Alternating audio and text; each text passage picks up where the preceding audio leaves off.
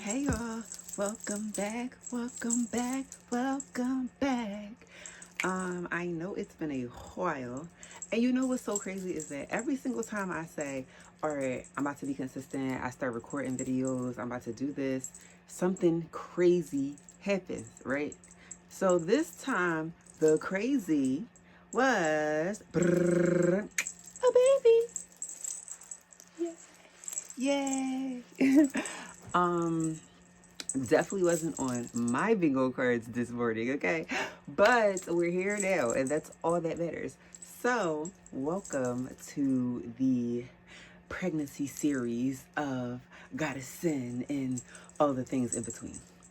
So I will be taking you guys along the journey and just kind of creating video diaries and talking about all of the things that people don't tell you about pregnancy. So if that is something you're interested in, I will always title the videos pregnancy something so you guys know. If that's not something you're interested in, feel free to watch my other videos. But you'll always know that this is a part of that series. I'll come up with some type of name for it soon. Bear with me. Still very new. I mean, it's almost not, but it's very new enough. So I am starting this journey completely late. We are 16 weeks, almost halfway there. Still feeling like it's not that far, but yeah, we are in that second trimester. We are 4 months. We will be 5 months in about 2 weeks. So I'm honestly just looking forward to the growing and the glowing of this in doing things my way.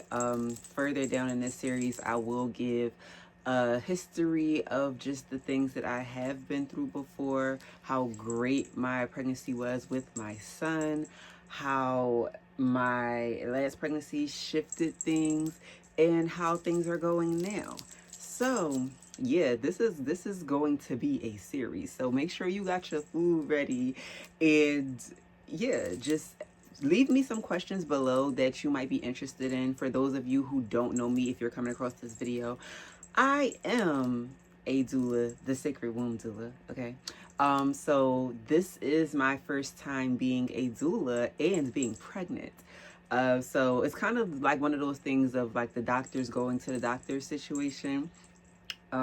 I do have a lot of things that aren't necessarily traditional about the way that my journey is going, and I feel like that is just something that makes me the most comfortable given, just what I know, my history, and how I feel about the medical system. So yeah, I hope you guys really enjoy what I have coming. I felt like I needed to do this intro video because it was never going to happen. I'm like, all right, we're going to do like month 1, month 2, month 3.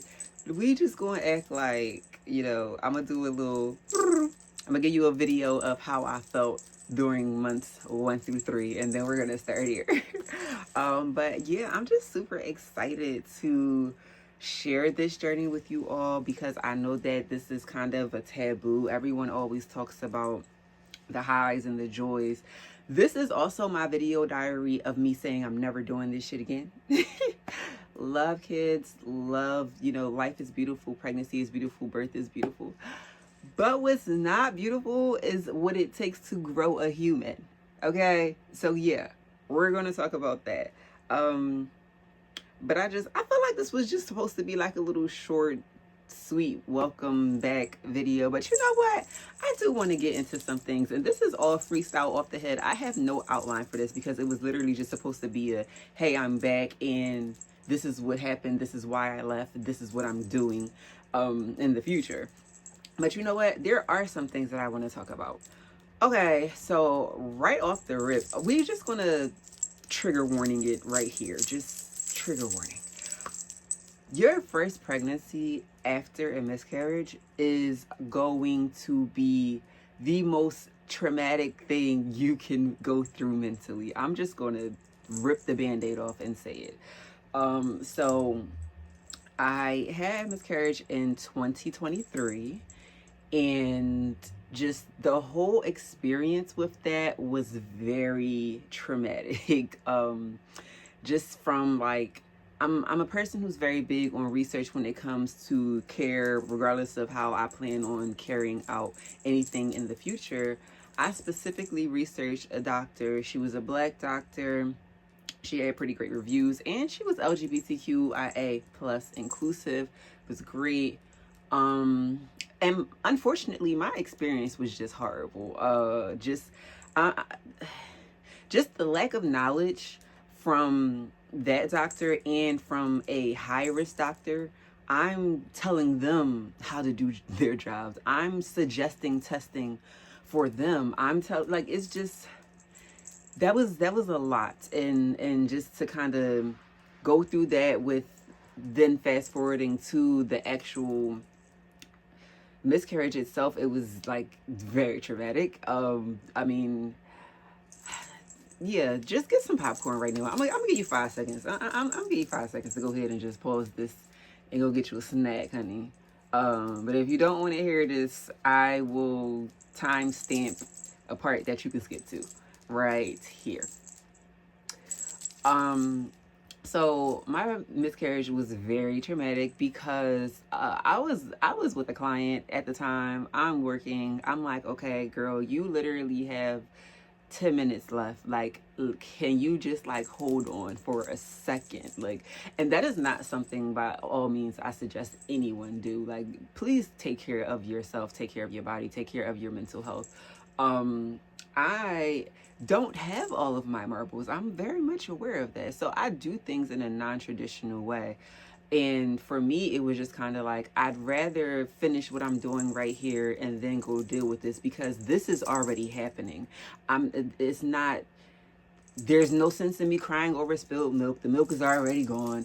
Let's just move forward. Like get this done so we can move on to the next phase. So I was able to finish what I was doing, and then I did pass the baby at home in the bed with my son next to me. He like was extremely attentive. My son is very spiritually inclined. And he's like holding my hand, rubbing my back. And it was just something that, everything I do believe that everything happens for a reason, but that's just something that I still struggle with. Just like, what was the reason? Like, what was the reason? What was the reason? Like, why would you do that? Like, you know? And then even after the actual experience of it all, just going to the hospital and just like, I know that everything passed. I know that I passed the baby, I passed the placenta, but I wanted to go and just make sure there was nothing left in there, because my biggest fear was like something being left and it's rotting and it's dying inside of me. So that's essentially why I went to the hospital. And just like the bedside manner of like the tech, just like everything was just horrible. And for me, I'm the type of person where anger is something that I can 100% say I'm still working on. And at that time, when your hormones are extremely elevated and you do run the risk of preeclampsia, that is something that I just did not want to do. So I didn't respond in my normal way that I probably would have if that wasn't the case. But it's something that always stuck with me, because in the moment that someone is dealing with something that traumatic, you could have a better bedside manner. You could have a better attitude. You could just be a better, decent human being. So saying all that to say, finding out that I was pregnant this time was just like oh. And needless to say, I never wanted kids to begin with, okay? I was never the person that felt like I was supposed to be the fly rich auntie that flew in and out of town, giving the kids all their gifts, dropping off a couple $100 and, going about my merry business. Now just a man and kids. What is this? So you could imagine my surprise when there was 2 lines for a second child. I'm like, excuse me, what are we doing here? But then there was also kind of like that guilt of, I didn't necessarily like want a child to begin with at that time. So I kind of felt like with me having a miscarriage, it was just like, all right, that's not really what I meant either, though. So this time, by default, naturally, I was just happy because it was like, oh, okay. I feel like this means like, like this entity, this energy, this life form is supposed to be here. Just especially with like the way that I've been feeling so far. I feel like this is, this is a different thing that's happening, and whoever this baby is important to the world. Mark my words, because listen, y'all, we'll get to that later. But the initial surprise and shock was like, what? Okay, well, yeah, automatically, like, yeah, we're doing this. So it was like an emotional roller coaster. But even in that sense, your mind is so focused on what you went through previously. Like, I'm sure any parent, regardless if you've even had a miscarriage or not, every time you go to the bathroom and you wipe, you're checking for blood. Every time you get upset, you're like, am I hurting the baby? Every time you think a certain thought, you're like, oh, my blood pressure. It's 24 more weeks of this. And that's the not so fun part about it, because you just like, you want to make sure you're being extra cautious. So that is kind of why I took a little bit longer coming out this time. With my first son, I probably told the internet, like, I peed on a stick in September. I probably told the internet in like October, early November. And yeah, that was just like, the excitement, like, oh, wow, like, look at baby. This was also the kind of ignorance, if you will, of me just thinking, like, because, oh, I'm so healthy, I'm just, like, nothing's going to be wrong. Like, that's something that happens to women who are in, different type of health categories than I am. And that, I'm gonna be the first to tell you, that don't mean nothing. Like, you can be as healthy as you can be, but you also have to understand that it's not just about you, it's about your partner too. There are several contributing factors to how your pregnancy can go. So don't think because you are doing what you are supposed to be doing that everything's okay. And also, a lot of people live life like, if it ain't broke, don't fix it. There's a lot of people that have no idea what's going on internally because they're up walking around moving every day like everything's fine. Whole time, you got organs failing and you don't even know it yet because you're in the early stages, or you're not paying attention to your body. You're not grounded enough to know that this means that. So, yeah, child, that ain't it. Also, would very much like to add, pregnancy in your young 20s, cool, love that. Anything after 30, baby, don't you do it. Don't you do it. I don't know what the difference is. Like, pregnancy with my son, I was jumping rope. I'm hiking. I'm walking. I'm extremely, like, overly active for a pregnant woman. And now, after I walk down the steps, I'm winded, okay? It's just like, I need to sit down, I gotta drink some water, I gotta have some fruit. It's just, it's completely different. And like, the aches and pains of just being, like, lying in bed is just like, oh, let me turn this way. Ooh, ah, like, what, girl, what are you doing all day for? Why are you doing this?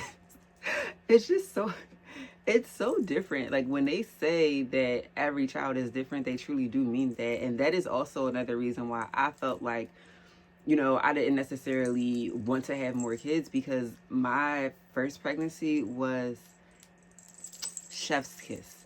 Okay, I was not tired. I had no food aversion. It's very rare that you'll ever get the same thing twice. So that's definitely exactly what happened. It's just like, I still don't have the energy. I thought all the things that would move forward after the first trimester, like the nausea, I never dealt with nausea before, the just lack of anything, like just wanting to get up and do stuff, Like, that's so not me. It's bothersome too, because I am typically like an overactive person.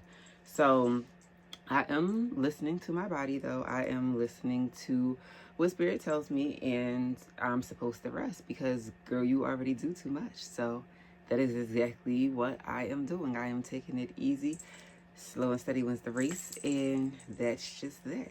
So yeah, I just look forward to sharing this journey with you all. I am having a what's called wild pregnancy, and we'll find out the things that we need to find out at birth. There are, like, as I said, I'm 16 weeks, so there's been a lot of requests for, like, hey, you should get this test done, or you should do this, or you should come in for this, and I'm just like, nah. Like, I'll, if whatever is and whatever isn't, that's not going to change my decision and what I'm doing. Just for me spiritually, I don't believe in abortions for myself and my body. So regardless of what is going on, unless it's something that's like medically necessary, anything that I would find out wouldn't change what's going to happen. So there's nothing for me to find out. And that's just the way we're going to move about this. So yeah, I look forward to taking you along the journey. And y'all already know where you can find me at outside of here. I have returned to M. Gotti Beauty. I was taking not really a hiatus, because I was definitely still making jewelry, but just at a very, very, very slow pace. But I have returned to making jewelry. So you already know, if you need something, mgottibeauty.com. Yeah, and that's it until next time. Again, drop down some questions that you might have, drop down some things you might want to see. This is all inclusive. We're all in this together, honey. All right. Yeah, talk to you soon. Okay, love you. Bye.